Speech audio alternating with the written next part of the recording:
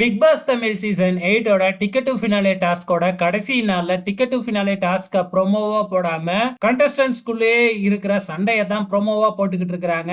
இப்ப இன்னொரு ப்ரோமோவும் வந்திருக்கு. இந்த ப்ரோமோவுல வந்து பாத்தீங்கன்னா நம்ம முத்து கரெக்டா மைக் போடாததுனால வந்து பாத்தீங்கன்னா மத்தவங்க டாஸ்க் பண்ணணும் இல்லையா? இப்ப இந்த இன்னைக்கு வந்து பாத்தீங்கன்னா ஹவுஸ் இன்சார்ஜா சௌந்தர்யா இருக்காங்களாட்டுக்கு. சௌந்தர்யா ராணவ கூப்பிட்டு வந்து பாத்தீங்கன்னா டான்ஸ் ஸ்டெப் போட சொல்லி ஒரு டாஸ்க் குடுக்குறாங்க.